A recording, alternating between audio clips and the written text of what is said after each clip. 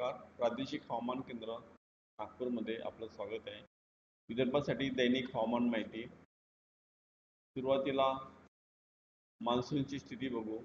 मान्सूनची उत्तर सीमा 20-5 ते 60 पूर्वेला, तसेच नवसारी, जळगाव, अमरावती, नागपूर आणि गोंदिया ते विजापूर, सुकमा, मलकानगिरी, नगरम वरून जात आहे आणि इस्लामपूरपर्यंत आहे.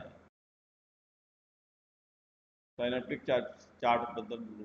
925 HPA विंड चार्टमध्ये दाखवल्याप्रमाणे विदर्भावर येणारी हवा ही पश्चिमेकडून येत आहे आणि एक हलका ट्रफ विदर्भाच्या पूर्वेला दिसत आहे.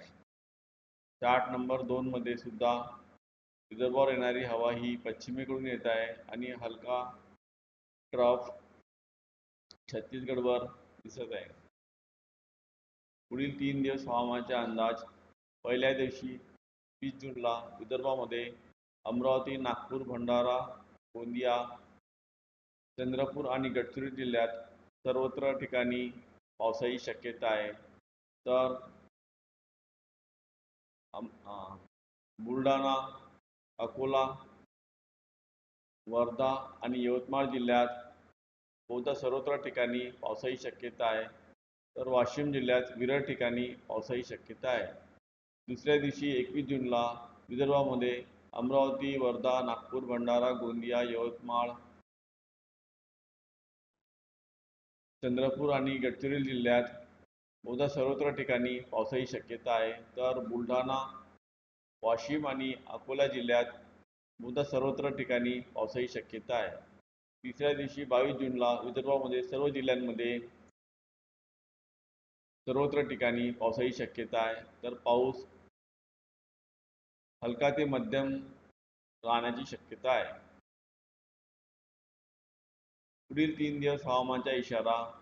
पहिल्या दिवशी 20 जूनला विदर्भामध्ये नागपूर, भंडारा आणि गडचिरोली जिल्ह्यात मुसळधार पावसाची शक्यता आहे. तर सर्व जिल्ह्यांमध्ये विजांचा कडकडाट आणि सोसाट्याचा वारा 30 ते 40 किलोमीटर प्रति तास वाहण्याची शक्यता आहे. दुसऱ्या दिवशी 21 जूनला विदर्भामध्ये अमरावती, यवतमाळ आणि गडचिरोली जिल्ह्यात मुसळधार पावसाची शक्यता आहे. तर सर्व जिल्ह्यांमध्ये सोसाट्याचा वारा 40 ते 50 किलोमीटर प्रति तास आणि विजांचा कडकडाट होण्याची शक्यता आहे. तिसऱ्या दिवशी 22 जूनला विदर्भामध्ये अमरावती जिल्ह्यात मुसळधार पावसाची शक्यता आहे. तर सर्व जिल्ह्यांमध्ये सोसाट्याचा वारा 30 ते 40 किलोमीटर प्रति तास आणि विजांचा कडकडाट होण्याची शक्यता आहे. स्थानिक शहर हवामानाचा अंदाज सविस्तरपणे चार्टमध्ये दिलेला आहे. कमाल तापमान. पुढील 5 दिवस संपूर्ण प्रदेशात कमाल तापमानात मोठा बदल होणार नाही.